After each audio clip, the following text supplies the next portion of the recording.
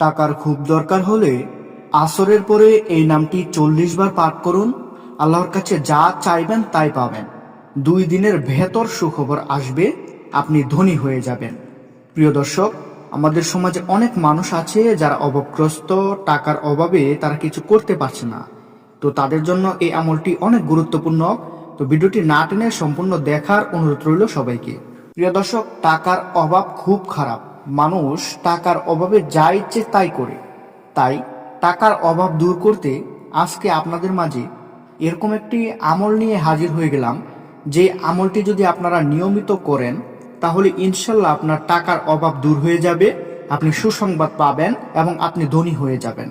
তো চলুন জেনে নেওয়া যাক কি সেই নাম, যেই নাম জপার ফলে আপনি ধনী হয়ে যাবেন।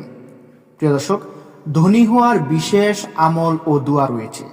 অভাব মানুষকে কখনো কখনো কুফরের কাছাকাছি নিয়ে যায়। অনেক সময় অভাব মানুষের ঈমান আকীদাকেও দুর্বল করে দেয়। ইসলামের প্রাচুর্যতা ও ধনাঢ্যতাকে নিষেধ করা হয়নি, তবে প্রাচুর্যতা ও ধনাঢ্যতার সঙ্গে ইসলামের বেশ কিছু বিধান যুক্ত হয়, যা পালন করলে ধনাঢ্যতার কোনো সমস্যা নেই। প্রিয় নবীজি সাল্লাল্লাহু আলাইহি ওয়াসাল্লামের অনেক সাহাবী ধনী ছিলেন। প্রিয় দর্শক, সবাই চায় তার জীবনে কল্যাণময় হোক, রিজিক বেড়ে যাক, সহজে ধনী হয়ে যাক, জীবনে প্রাচুর্য আসুক। কিন্তু প্রকৃত কল্যাণময় ও প্রাচুর্যময় জীবন তারাই পায় মহান আল্লাহ যাদের দান করেন। তো আজকে এরকম একটি নামের কথা বলবো, যে নামটি আপনারা জপার ফলে আল্লাহ তাআলা আপনাদেরকে প্রাচুর্যতা দান করবেন এবং জীবনকে কল্যাণময় করবেন। সেই নামটি হচ্ছে বেশি বেশি ইস্তেগফার পাঠ করা। আপনারা যদি দৈনিক আসরের পরে 40 বার ইস্তেগফার পাঠ করেন, বা দিনের যে কোনো টাইম আপনারা যদি ইস্তেগফার পাঠ করেন, যে যত বেশি ইস্তেগফার পাঠ করতে পারবেন তার জীবন তত বেশি কল্যাণময় হবে। ইস্তেগফারের বরকতে মানুষ ধনী হয়ে যায়। তাই বেশি বেশি ইস্তেগফার করা প্রতিটা মুমিনেরই কর্তব্য। ইস্তেগফারের ফলে আল্লাহ তাআলা তার মুমিন বান্দাকে এত কিছু দান করে যা সে কখনো কল্পনাও করে না। আসুন ইস্তেগফারের কিছু ফজিলত সম্পর্কে জেনে নেওয়া যাক। প্রিয় দর্শক, ইস্তেগফার পাঠে বান্দার অভাব মোচন হয়, পাপাচার ক্ষমা করা হয়, সন্তান সন্ততির অভাব যেমন থাকে না তেমনি রিজিকেও আসে পরিপূর্ণ বরকত।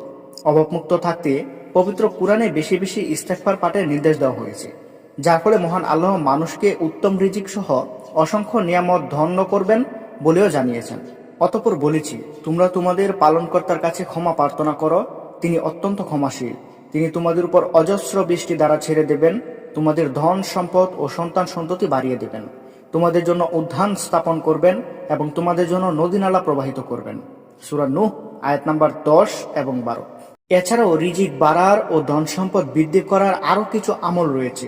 এগুলো যদি আপনি মেনে চলতে পারেন এবং এগুলো যদি নিয়মিত করেন, তাহলেও আপনি ধনী হয়ে যাবেন এবং সচ্ছলতার মুখ দেখতে পারবেন, আমি আল্লাহর কসম করে বলছি। প্রিয় দর্শক, ইস্তেগফারের আমলের কথা তো আমরা জানলাম, এখন আসুন জেনে নেওয়া যাক আরেকটি আমল সম্পর্কে। সেটি হচ্ছে যাকাত আদায় করা। যাকাত ইসলামের গুরুত্বপূর্ণ স্তরসমূহের অন্যতম। অভাবমুক্ত সমাজ গঠনে যাকাতের বিকল্প নেই। তাই অভাবমুক্ত সমাজ গঠনের উদ্দেশ্যে যথাসময়ে নিজ উদ্যোগে রাষ্ট্রীয় তথা নির্ভরযোগ্য যাকাত ফান্ডে যাকাতের টাকা জমা দিতে হবে।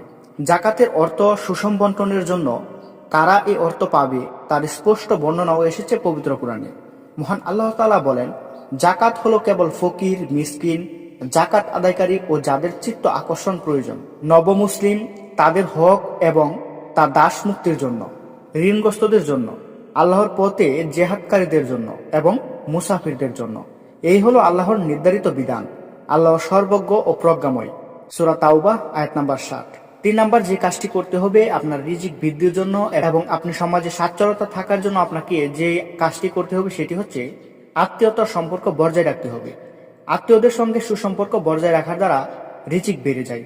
হযরত আনাস বিন মালিক রাদিয়াল্লাহু আনহু বর্ণনা করেন, আমি শুনেছি রাসূলুল্লাহ সাল্লাল্লাহু আলাইহি ওয়াসাল্লাম বলেছেন, যে ব্যক্তি পছন্দ করে যে তার জীবিকা বৃদ্ধি হোক অথবা তার মৃত্যুর পরে সুনাম থাকুক, সেজন্য আত্মীয়তার সঙ্গে সদাচরণ করে। সহিহ বুখারী। প্রিয় দর্শক, আমাদের সমাজে অনেক মানুষ আছে যারা আত্মীয়তার সম্পর্ক ছিন্ন করে নিরুদ্দেশ হয়ে যায়।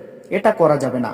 কুরআনে স্পষ্ট বর্ণিত রয়েছে, যারা আত্মীয়তার সম্পর্ক বজায় রাখে না তারা জাহান্নামী হবে।